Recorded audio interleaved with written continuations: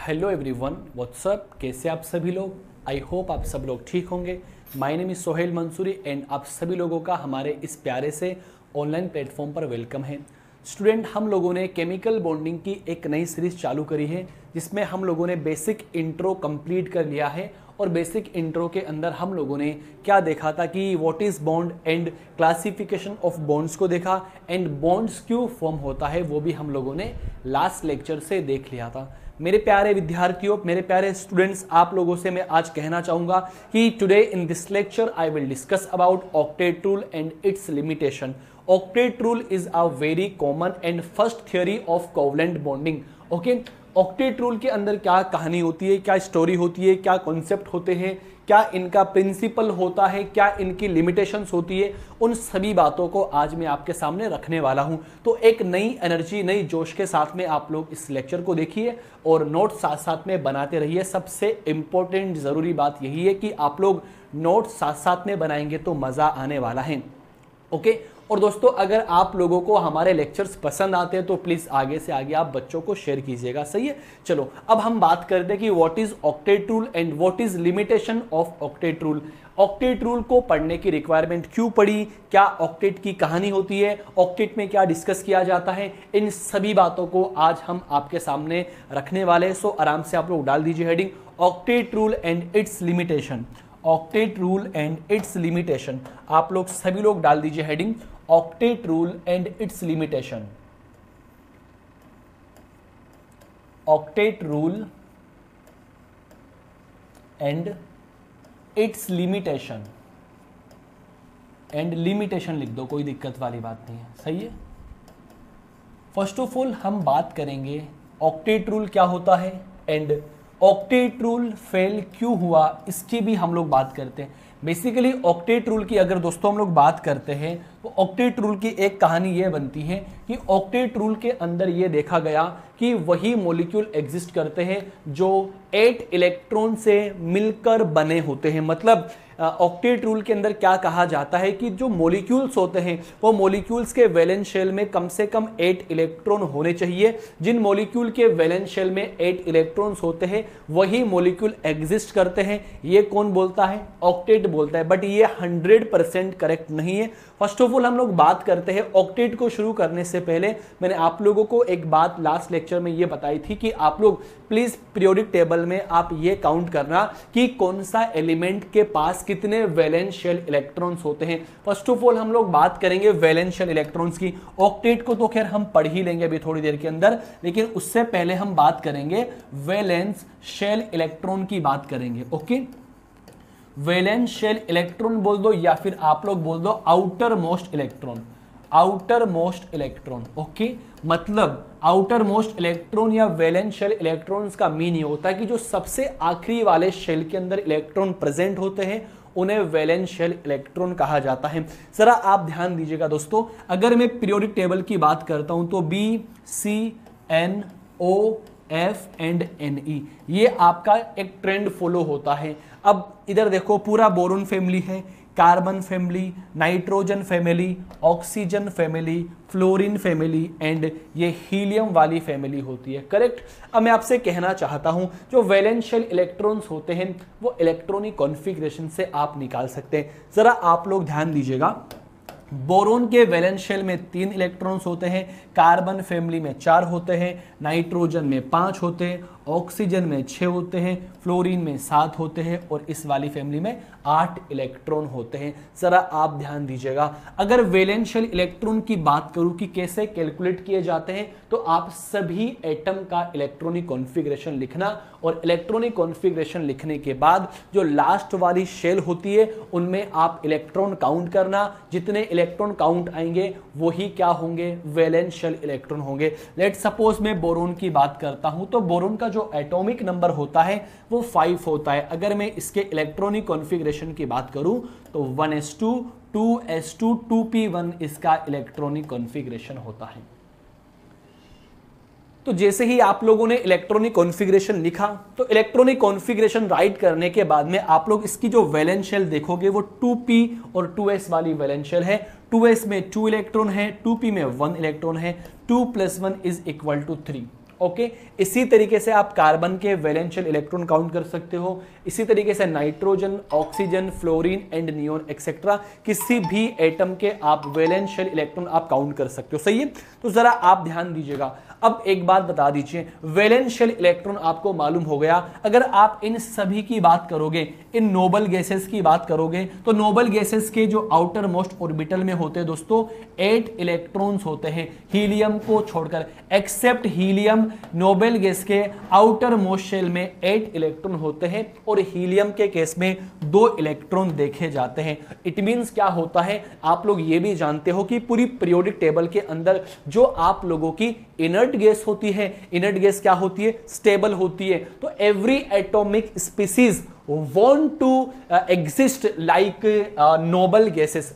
हर एक atomic species noble gases की तरह रहना चाहती है, क्योंकि नोबल गैसेस पूरी पीरियोडिक टेबल में बहुत ही ज्यादा स्टेबल होते हैं। तो इन सभी बातों को मैं आपको एक्सप्लेन करने की कोशिश करता हूं एंड हम लोग बात करते हैं कि ऑक्टेट रूल की कहानी क्या होती है। ओके, हम लोग बात करेंगे ऑक्टेट रूल की कहानी क्या होती है, जरा आप लोग ध्यान दीजिएगा। ऑक्टेट रूल की बात करेंगे कि ऑक्टेट रूल का मीन क्या होता है। सही है, सब first of all octet rule के क्या कॉन्सेप्ट होते हैं जरा आप सुनिएगा कि every atomic species stability require करने के लिए इलेक्ट्रॉन को लूज कर सकती है, इलेक्ट्रॉन को गेन कर सकती है और इलेक्ट्रॉन की शेयरिंग भी करती है। वो इलेक्ट्रॉन को लूज, गेन और शेयर करके अपने आप को नोबल गैस की तरह रखना चाहती है, सो दैट आप ऐसे भी कह सकते हो कि इनके वैलेंस शेल में 8 इलेक्ट्रॉन हो जाए। तो जरा आप लोग ध्यान दीजिएगा, अगर मैं इसकी डेफिनेशन लिखता हूं तो क्या होता है बेटा जी, इन ऑर्डर टू एक्वायर, जरा ध्यान दीजिएगा बेटा जी, in order to acquire, in order to acquire, in order to acquire, in order to acquire stability, in order to acquire stability, stability acquire करने के लिए, in order to acquire stability, an atom lose, comma, gain and share of electrons, so that valence shell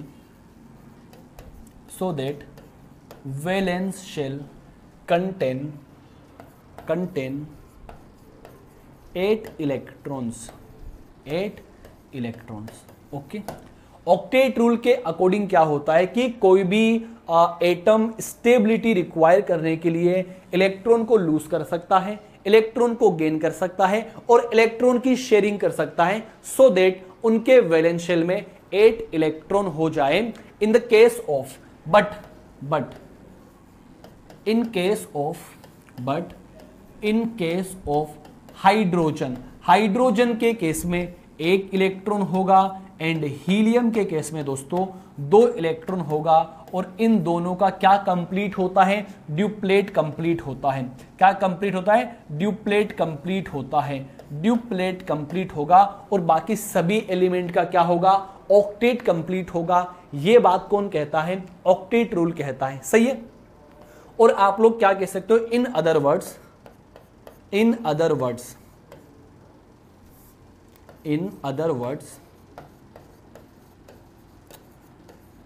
every atomic species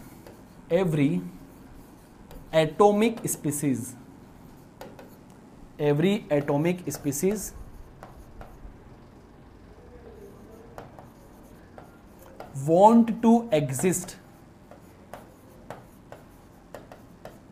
just like noble gases। Okay, second thing आप क्या कह सकते हो कि every atomic species noble gases की तरह रहना चाहती है, एग्जिस्ट होना चाहती है। सो ये बेसिकली आपके ऑक्टेट रूल का क्या था, एक सीधा सीधा सटीक कॉन्सेप्ट था। ऑक्टेट रूल क्या कहता है कि कोई भी एटॉमिक स्पीसीज स्टेबिलिटी एक्वायर करने के लिए इलेक्ट्रॉन को लूज कर सकती है, इलेक्ट्रॉन को गेन कर सकती है और इलेक्ट्रॉन की शेयर कर सकती है, ताकि उनके वैलेंस शेल में 8 इलेक्ट्रॉन हो जाए, but in the case of hydrogen and helium यहां पर ड्यूप्लेट कंप्लीट होता है एंड हर एक एलिमेंट का क्या होता है, ऑक्टेट कंप्लीट होता है। अगर इसको मैं एग्जांपल के थ्रू समझूं तो जरा आप लोग ध्यान दीजिएगा, जरा आप लोग ध्यान दीजिएगा दोस्तों। अगर मैं एग्जाम्पल नंबर 1 की बात करता हूं, अगर मैं एग्जाम्पल नंबर 1 की बात करता हूं, एग्जाम्पल नंबर 1 दोस्तों मैंने उठा लिया सोडियम। क्या उठा लिया मैंने, सोडियम को उठा लिया, और सोडियम में हम लोग ऑक्टेट को अप्लाई करके देखेंगे कि सोडियम में ऑक्टेट किस तरीके से अप्लाई हो रहा है। तो जरा आप लोग ध्यान दीजिएगा, सोडियम का जो एटॉमिक नंबर होता है, सोडियम का जो एटॉमिक नंबर होता है दोस्तों वो कितना होता है, 11 होता है। सोडियम का एटॉमिक नंबर 11 होता है। और अगर मैं दोस्तों इसके इलेक्ट्रॉनिक कॉन्फ़िगरेशन की बात करता हूं तो क्या आएगा, 1s2 2s2 2p6 and 3s1 इसका इलेक्ट्रॉनिक कॉन्फ़िगरेशन आने वाला है। सो आप इसको ऐसे लिख सकते हो ना बेटा जी, ये तो शेल हो गई भाई, इसमें 2 इलेक्ट्रॉन्स है, इसमें कितने हैं भाई, टोटल मिला के 8 इलेक्ट्रॉन है, और इसमें कितने इलेक्ट्रॉन है, 1 इलेक्ट्रॉन है। इट मीन सोडियम एलिमेंट जो होता है, सोडियम एलिमेंट अपना 1 इलेक्ट्रॉन लूज करेगा, सो दैट लूज करने के बाद ये अपना ऑक्टेट कंप्लीट कर लेगा। तो जरा आप लोग ध्यान दीजिएगा, जरा आप सोडियम को देखो तो सोडियम के पास कितने इलेक्ट्रॉन्स हैं, सोडियम के पास में 11 इलेक्ट्रॉन्स हैं, और ये कुछ इस तरीके से एग्जिस्ट करता है 281। अगर आप बता दीजिए इस सोडियम को अपना ऑक्टेट कंप्लीट करना है, सोडियम को अपना ऑक्टेट कंप्लीट करना है, तो सोडियम अपना ये आउटर मोस्ट का 1 इलेक्ट्रॉन लूज कर देगा। जैसे ये अपना आउटर मोस्ट का 1 इलेक्ट्रॉन लूज किया तो सोडियम किस में कन्वर्ट हो जाएगा, Na+ में कन्वर्ट हो जाएगा। एंड अगर आप इसके इलेक्ट्रॉनिक कॉन्फ़िगरेशन की बात करेंगे तो यहां पे 10 इलेक्ट्रॉन कुछ इस तरीके से एग्जिस्ट करेंगे। सो दैट आप लोगों ने क्या देखा कि इसका जो आउटर मोस्ट वाला ऑर्बिट है, इस आउटर मोस्ट ऑर्बिट के अंदर 8 इलेक्ट्रॉन प्रेजेंट है। इट मींस जो Na+ होता है ये ऑक्टेट को फॉलो कर रहा है। किस तरीके से आपने आउटर मोस्ट में 8 इलेक्ट्रॉन देखा है। आप ऐसे भी तो कह सकते हो ना कि अगर मैं सोडियम की बात करता हूं, सोडियम के पास में टोटल इलेक्ट्रॉन्स कितने होते हैं, 11 इलेक्ट्रॉन्स होते हैं, और ये सोडियम अपने नियरेस्ट नोबेल गैसेस की तरह होना चाहता है। तो आप लोगों को पता है, अरे दोस्तों नियोन जो होगा, नियोन का एटॉमिक नंबर 10 होता है, इसके पास में 10 इलेक्ट्रॉन होते हैं। सो दैट ये क्या होता है, 10 इलेक्ट्रॉन रखना चाहेगा, इसके लिए सोडियम को 1 इलेक्ट्रॉन लूज करना पड़ेगा। एंड इस तरीके से सोडियम ऑक्टेट को फॉलो करता है। क्या आपको मेरी बात समझ में आई क्या? ओके चलो, अब इसी तरीके से दोस्तों मैं क्लोरीन की बात करता हूं, है ना। इसी तरीके से मैं दोस्तों क्लोरीन की बात करता हूं, example number 2। First of all आप बताना कि जो क्लोरीन होता है, इस क्लोरीन का एटॉमिक नंबर कितना होगा। आप कहोगे क्लोरीन का एटॉमिक नंबर 17 होता है।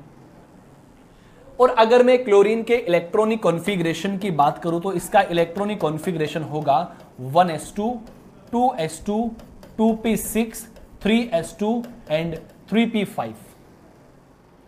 तो जैसे आप लोगों ने देखा तो इसका जो वैलेंस शेल 3 वाला है, तो 3 वाले वैलेंस शेल में टोटल 7 इलेक्ट्रॉन्स हैं। ओके, अब इसको 8 इलेक्ट्रॉन करने के लिए 1 इलेक्ट्रॉन को गेन करना पड़ेगा। और क्लोरीन क्या होता है दोस्तों, 1 इलेक्ट्रॉन को गेन करेगा और Cl- बना लेगा। जैसे ही इसने Cl- बनाया तो इसका जो इलेक्ट्रॉनिक कॉन्फ़िगरेशन होगा वो क्या होगा, 3s2 3p6 हो जाएगा। एंड कुछ इस तरीके से इसमें 8 इलेक्ट्रॉन एग्जिस्ट करेंगे। इट मीन Cl- ऑक्टेट को फॉलो करता है। या आप ये कह सकते हो कि अगर मैं टोटल इलेक्ट्रॉन की बात करता हूं 17 इलेक्ट्रॉन से, तो ये किसकी तरह एग्जिस्ट होना चाहता है, किसकी तरह रहना चाहेगा। आप कहोगे ये ऑर्गन नोबल गैस की तरह रहना चाहता है, क्योंकि ऑर्गन के जो एटॉमिक नंबर होता है, इलेक्ट्रॉन्स होता है, वो 18 होता है। तो Cl- किसकी तरह बन जाएगा, ये ऑर्गन की तरह बन जाएगा, क्योंकि जो नोबेल गैसेस होती है वो स्टेबल होती है। आपको बात समझ में आई क्या? तो आपने क्या देखा, सोडियम तो 1 इलेक्ट्रॉन लूज करके ऑक्टेट को फॉलो किया, और क्लोरीन 1 इलेक्ट्रॉन को गेन करके ऑक्टेट को फॉलो किया। तो मैंने डेफिनेशन में आपको यही तो एक्सप्लेन किया है कि in order to acquire stability an atom can can either lose gain और share of the electron so that valence shell contain 8 electrons. So यहां पे सोडियम ने इलेक्ट्रॉन को लूज किया है, यहां पर क्लोरीन ने इलेक्ट्रॉन को गेन किया है, but in the case of carbon atom, अगर दोस्तों एग्जांपल नंबर 3 की हम लोग बात करें, in the case of carbon atom, carbon का एटम जो है एटॉमिक नंबर कितना आप कहोगे sir? Atomic number 6, okay, very good, atomic number 6 आपको नजर आ रहा है। अगर मैं इसके इलेक्ट्रॉनिक कॉन्फ़िगरेशन की बात करता हूं तो क्या निकल कर आएगा? 1s2 2s2 and 2p2, correct. सो आपने इसके आउटर मोस्ट ऑर्बिटल के अंदर जब इलेक्ट्रॉन्स काउंट किए तो 4 इलेक्ट्रॉन आपको नजर आ रहे हैं। अब ये कार्बन अपनी नियरेस्ट नोबल गैस की तरह होना चाहता है, इसके लिए जरा देखो, या तो ये हीलियम की तरह बन जाए या फिर ये नियोन की तरह बन जाए। अगर ये हीलियम की तरह बनेगा तो 4 से पहले 3 एंड 2 एंड इधर देखिए, सॉरी, एटॉमिक नंबर कितना हो गया बेटा जी? एटॉमिक नंबर हो गया, एटॉमिक नंबर 6 हो गया, ओके, 6 एटॉमिक नंबर 7 8 9 एंड 10, इधर से 5 4 3 एंड 2। ये कार्बन के पास में टोटल इलेक्ट्रॉन्स कितने आप कहोगे? 6। या तो ये 2 नंबर हीलियम की तरह हो जाए या फिर ये नियोन 10 नंबर की तरह हो जाए। अगर ये कार्बन हीलियम की तरह बनेगा तो इसको अपने अंदर से 4 इलेक्ट्रॉन को लूज करना पड़ेगा, करेक्ट। लेकिन अगर यही कार्बन नियोन के जैसा बनना चाहेगा तो इसको 4 इलेक्ट्रॉन को गेन करना पड़ेगा, अंडरस्टैंड। अगर ये हीलियम की तरह बनेगा तो दोस्तों क्या करेगा? 4 इलेक्ट्रॉन को लूज करके ये 2 हीलियम की तरह बनेगा। और अगर ये नियोन की तरह रहना चाहता है तो 4 इलेक्ट्रॉन को गेन करेगा एंड ये क्या बनाएगा बेटा जी? नियोन जैसा इलेक्ट्रॉनिक कॉन्फ़िगरेशन बनाएगा। बट दोस्तों it is not possible, because in दोनों प्रोसेस के अंदर जो एनर्जी रिक्वायर होती है, एनर्जी रिक्वायर क्या होती है दोस्तों? एनर्जी रिक्वायर हाई होती है, सो दैट ये वाली पॉसिबिलिटी एग्जिस्ट नहीं करती। तो इन केस हम क्या करेंगे? इलेक्ट्रॉन की शेयरिंग करवाएंगे। सो कार्बन क्या करता है? इलेक्ट्रॉन को शेयर करके बॉन्डिंग में पार्टिसिपेट करता है एंड ऑक्टेट को फॉलो करता है। किस तरीके से ऑक्टेट को फॉलो करता है इसको मैं आपको एक बढ़िया एग्जांपल के थ्रू एक्सप्लेन करता हूं। आप लोगों ने कभी ना कभी CH4 का नाम सुना होगा, तो जरा आप लोग CH4 को देखिए दोस्तों। अब CH4 की अगर हम लोग बात करते हैं तो कार्बन के जो टोटल इलेक्ट्रॉन्स होते हैं वो टोटल इलेक्ट्रॉन्स कौन से वाले? आउटर मोस्ट इलेक्ट्रॉन की बात करता हूं या वैलेंस शेल इलेक्ट्रॉन की बात करता हूं। कार्बन के वैलेंस शेल में 4 इलेक्ट्रॉन्स होते हैं, बहुत बढ़िया। अब इस कार्बन को अपना ऑक्टेट कंप्लीट करने के लिए अपने इलेक्ट्रॉन को शेयर करना पड़ेगा। अच्छा, जब ये अपना इलेक्ट्रॉन शेयर करेगा तो ये हाइड्रोजन के साथ में देखो अपना इलेक्ट्रॉन शेयर कर रहा है। ये हाइड्रोजन और ये हाइड्रोजन का एक इलेक्ट्रॉन, आपको पता है हाइड्रोजन के पास तो बेचारे के पास एक ही इलेक्ट्रॉन होता है। ये हाइड्रोजन और इसका ये एक इलेक्ट्रॉन, और ये हाइड्रोजन और ये इसका एक इलेक्ट्रॉन।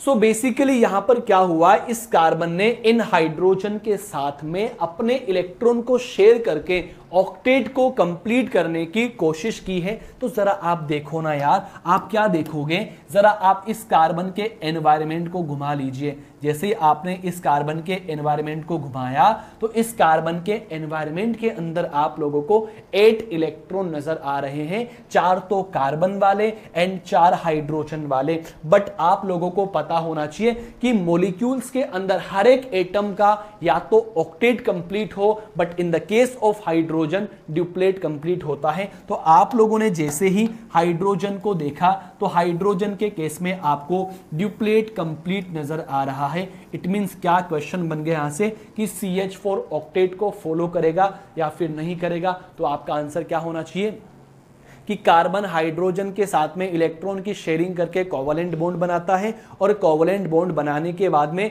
जब मैं इसको ऑक्टेट की तरह देखता हूं तो ये कार्बन ऑक्टेट को फॉलो करता है, हाइड्रोजन ड्यूप्लेट को फॉलो करता है। सो दैट ये क्या होता है? ऑक्टेट रूल को फॉलो करता है। आपको बात समझ में आ रही है क्या? ओके, एकदम सिंपल सा कॉन्सेप्ट है, कोई रॉकेट साइंस यहाँ पे हमने यूज नहीं किए, तो जरा आप ध्यान दीजिएगा।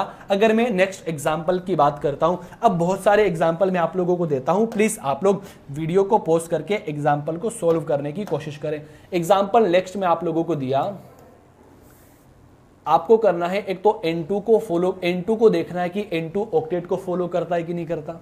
आपको O2 पे अप्लाई करना है ऑक्टेट रूल, आपको CO2 पे ऑक्टेट को अप्लाई करना है, और इन सभी CH4 आप लोगों ने देख लिया। इन चारों एग्जाम्पल में आपको ऑक्टेट को फॉलो करना है और ये देखना है कि ये चारों एग्जाम्पल ऑक्टेट रूल को फॉलो करेंगे या नहीं करेंगे। तो फर्स्ट ऑफ ऑल नाइट्रोजन की मैं बात करता हूं दोस्तों, जरा आप लोग ध्यान दीजिएगा। अगर नाइट्रोजन की बात करता हूं मैं दोस्तों, याद रखना MOT के अंदर हम लोग डिस्कस करेंगे नाइट्रोजन एंड नाइट्रोजन के मिड में 3 बॉन्ड प्रेजेंट होते हैं, और ये 3 बॉन्ड कैसे प्रेजेंट होते हैं ये MOT एक्सप्लेन करती है बढ़िया तरीके से, बट आपको अभी पता होना चाहिए कि नाइट्रोजन और नाइट्रोजन के बीच में 3 बॉन्ड प्रेजेंट होते हैं।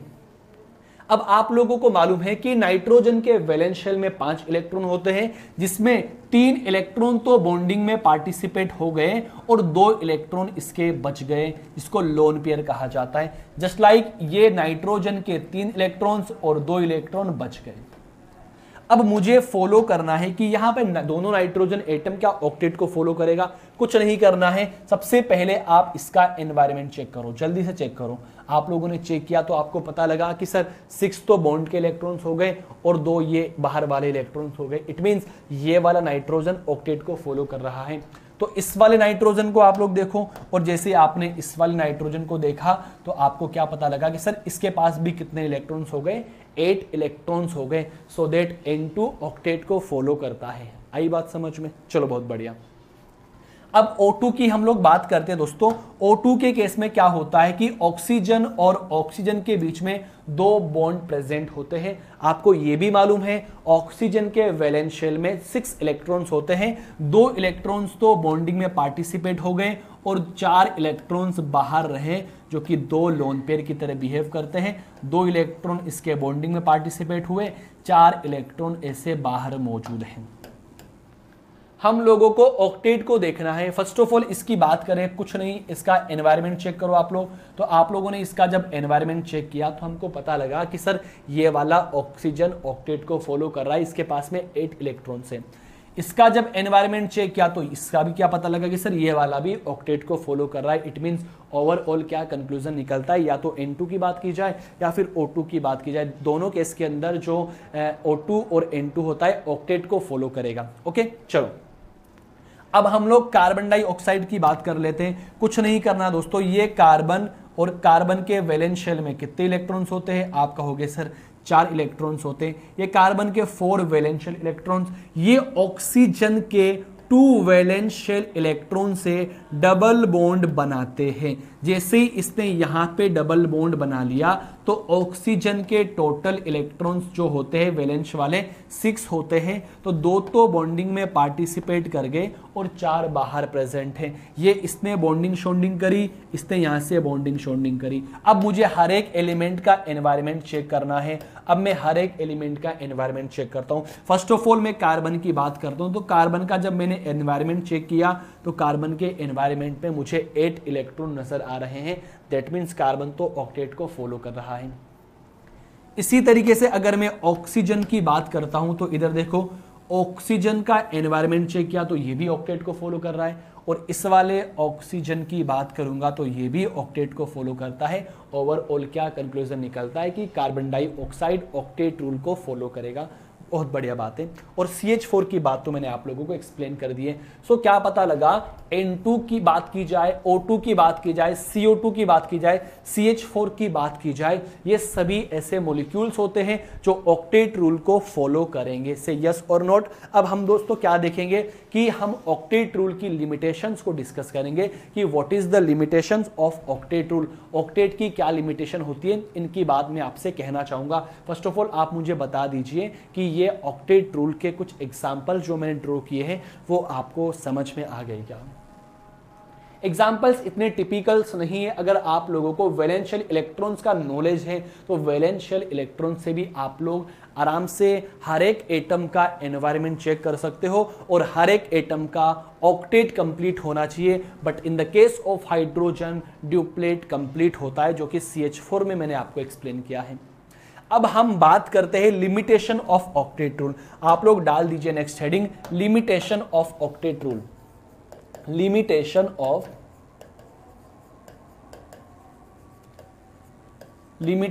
Of octet rule. Octet rule की क्या लिमिटेशन है?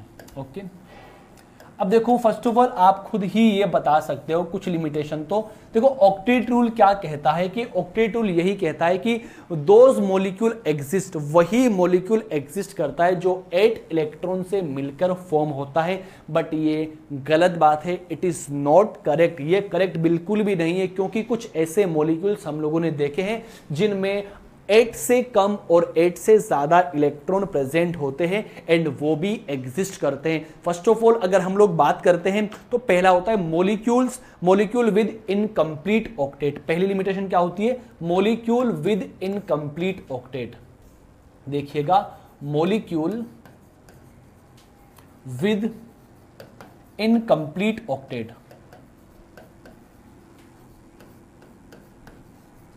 इनकम्प्लीट ऑक्टेट कि ऐसे मॉलिक्यूल्स को देखना है जिनमें ऑक्टेट कंप्लीट ही नहीं है। फर्स्ट ऑफ ऑल अगर हम लोग 2 एग्जाम्पल की बात करते हैं, एग्जाम्पल के तौर पे अगर मैं आप लोगों को बता दूं, मैं बात करूंगा BeCl2 की बात करूंगा एंड मैं बात करूंगा BF3 मॉलिक्यूल की बात करूंगा। जब BeCl2 और BF3 को हम लोग देखेंगे तो जरा आप ध्यान दीजिएगा, मैं BeCl2 की बात करता हूं, मैंने यहां पे लिख दिया बेरिलियम। ओके चलो, as you know that beryllium have 2 valence shell electron. Okay, तो बेरिलियम के जो 2 वैलेंस शेल इलेक्ट्रॉन है वो मैंने यहां पर ड्रॉ कर दिए। ये बेरिलियम के 2 वैलेंस शेल इलेक्ट्रॉन्स। ओके, अब बेरिलियम के 2 वैलेंस शेल इलेक्ट्रॉन क्लोरीन के वैलेंस शेल इलेक्ट्रॉन से क्या करते हैं? बॉन्डिंग करते हैं, शेयरिंग करते हैं एंड बॉन्ड की फॉर्मेशन करते हैं। अब आप लोग ये जानते हो क्लोरीन के वैलेंस शेल में टोटल इलेक्ट्रॉन 7 होते हैं। एक तो बॉन्डिंग में पार्टिसिपेट हो रहा है, कितने इलेक्ट्रॉन्स बचे? आप कहोगे सर 6 इलेक्ट्रॉन बचे, तो 6 इलेक्ट्रॉन ऐसे बाहर आप ड्रॉ कर दो। ओके, आई होप आप लोगों को समझ तो आ रहा होगा। इसी तरीके से 6 इलेक्ट्रॉन क्लोरीन के मैंने बाहर ड्रॉ कर दिए। ये लो, अब मुझे हर एक एलिमेंट का एनवायरनमेंट चेक करना है। फर्स्ट ऑफ ऑल मैं चेक करता हूं बेरिलियम का एनवायरनमेंट, नहीं क्लोरीन का एनवायरनमेंट चेक करता हूं। तो क्लोरीन के एनवायरनमेंट में आप लोगों ने क्या देखा? सर क्लोरीन तो ऑक्टेट को फॉलो कर रहा है, बिल्कुल करेक्ट बात है। और इधर वाला क्लोरीन भी क्या हो रहा है? ऑक्टेट को फॉलो कर रहा है। आप कहोगे सर ये क्या बात हो गई? मैंने कहा बिल्कुल आपकी बात सही है, बट आप बेरिलियम को तो देखो, बेरिलियम पर तो नजर डालिए मेरे दोस्तों।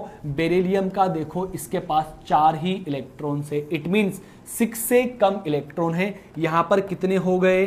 8 इलेक्ट्रॉन हो गए। यहां कितने हो गए? 8 इलेक्ट्रॉन हो गए। यहां कितने हो गए?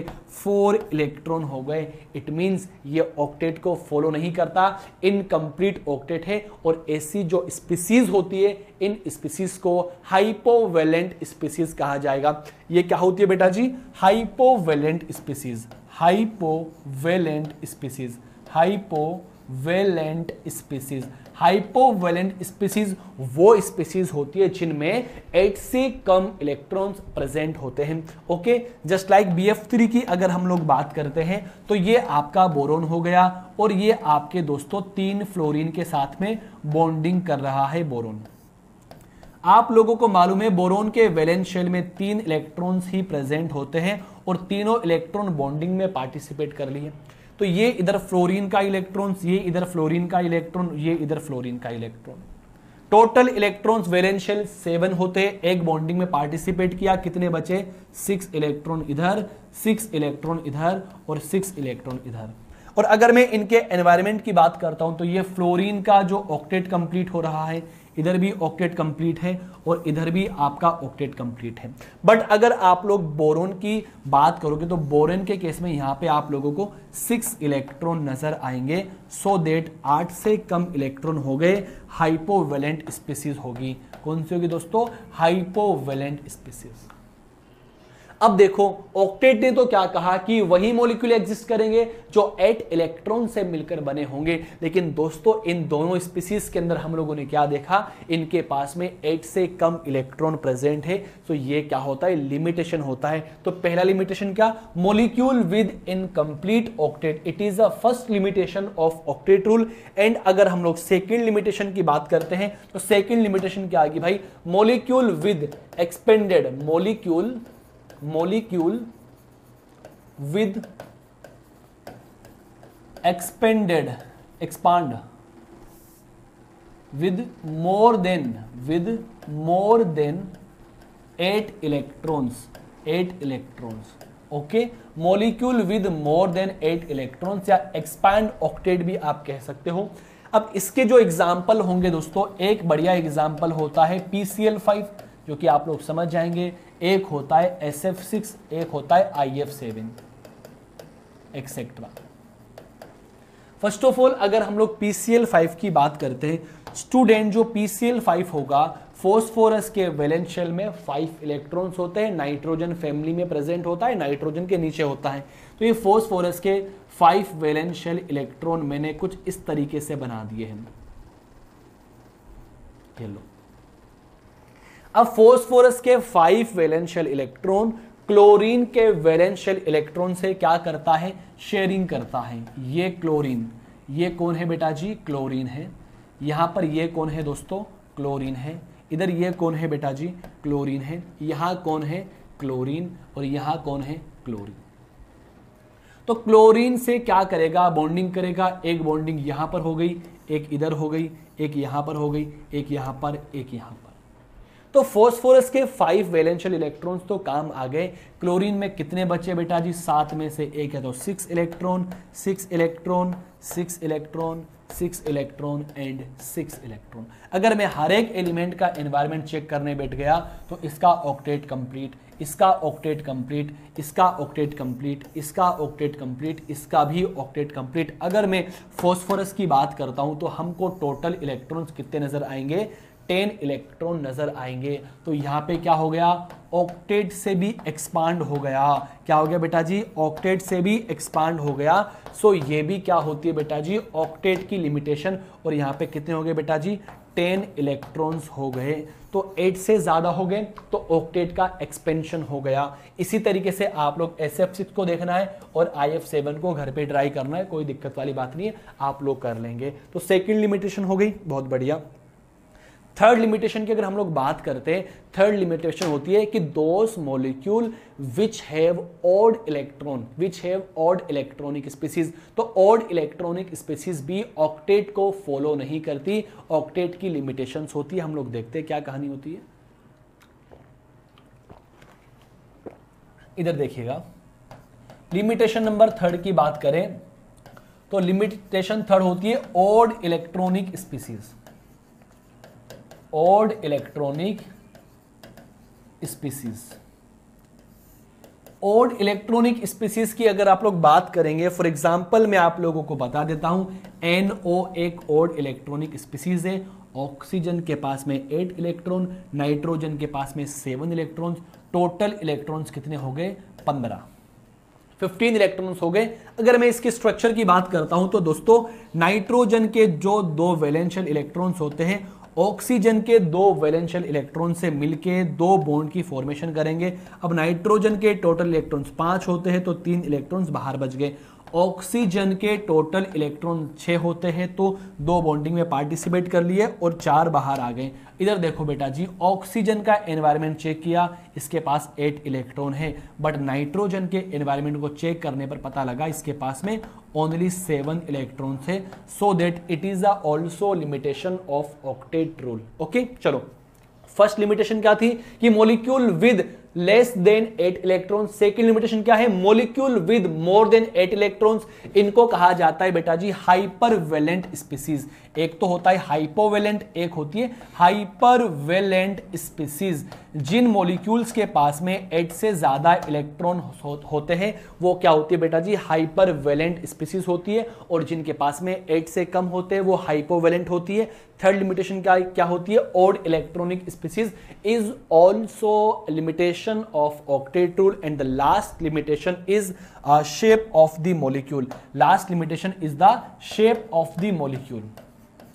shape of the molecule. It means in the last limitation octet rule basically molecule की शेप को नहीं डिफाइन कर पाता। वो ये नहीं बता पाता कि जो H2O मॉलिक्यूल होता है वो V शेप में एग्जिस्ट करता है। वो ये नहीं बता पाता कि जो NH3 मॉलिक्यूल होता है वो पायरेमिड की तरह एग्जिस्ट करता है। वो ये नहीं बता पाता कि जो CH4 मॉलिक्यूल होता है वो टेट्राहाइड्रल की तरह एग्जिस्ट करता है। इट मींस जो आपका ऑक्टेट रूल होता है किसी मॉलिक्यूल की शेप के बारे में कुछ जानकारी नहीं देता, कुछ इंफॉर्मेशन हम लोगों को नहीं देगा। तो बेसिकली ये छोटा सा कॉन्सेप्ट ऑक्टेट रूल का था, ये हमने कंप्लीट किया है। मैं एक बार फटाफट इसका रिकेप करता हूं, जरा आप लोग ध्यान दीजिएगा। फर्स्ट ऑफ ऑल हमारी जो पहली स्लाइड थी वो इसको आप लोग देखना जी, पहली स्लाइड को आप लोग देखना एक बार। ये रही हमारी पहली स्लाइड। तो देखो ऑक्टेट रूल की कहानी क्या होती है कि कोई भी एटॉमिक स्पीसीज होती है स्टेबिलिटी एक्वायर करने के लिए इलेक्ट्रॉन को लूज कर सकती है, इलेक्ट्रॉन को गेन कर सकती है और इलेक्ट्रॉन की शेयरिंग कर सकती है, और अपने वैलेंस शेल में 8 इलेक्ट्रॉन रखना चाहेगी। या फिर दूसरी डेफिनेशन आप क्या बोलोगे कि every atomic species noble gas electronic configuration को एक्वायर करना चाहती है, जिसके लिए चाहे तो इसको इलेक्ट्रॉन का त्याग करना पड़े, इलेक्ट्रॉन को लूज करना पड़े, इलेक्ट्रॉन को एक्सेप्ट करना पड़े, या फिर इलेक्ट्रॉन की शेयरिंग करनी पड़े। ओके, और ये क्या कहेगा कि वही मॉलिक्यूल एग्जिस्ट करते हैं जो 8 इलेक्ट्रॉन से मिलकर बने होते। लेकिन ये बहुत गलत बात होती है। सेकंड स्लाइड में हम लोगों ने सोडियम को देखा। सोडियम नियोन का इलेक्ट्रॉनिक कॉन्फ़िगरेशन लेने के लिए इसको 1 इलेक्ट्रॉन लूज करना पड़ेगा, और क्लोरीन को ऑर्गन का इलेक्ट्रॉनिक कॉन्फ़िगरेशन एक्वायर करने के लिए 1 इलेक्ट्रॉन को एक्सेप्ट करना पड़ेगा। तो और उसके अलावा हम लोगों ने क्या देखा, CH4 मॉलिक्यूल की बात की। तो CH4 मॉलिक्यूल में क्या देखने को मिला कि CH4 में जो कार्बन के जो इलेक्ट्रॉन्स होते हैं वो हाइड्रोजन के इलेक्ट्रॉन से शेयरिंग करते हैं, और शेयरिंग करने के बाद में ऑक्टेट को कंप्लीट करते हैं। ओके, चलो देन हम लोगों ने क्या देखा, हम लोगों ने कुछ एग्जाम्पल्स ऐसे आपके सामने रखे जो ऑक्टेट को फॉलो करते हैं। पहला एग्जाम्पल N2 का था, सेकंड एग्जाम्पल O2 का था, एंड थर्ड एग्जाम्पल CO2 का था। ये भी आप लोगों ने देख लिया है।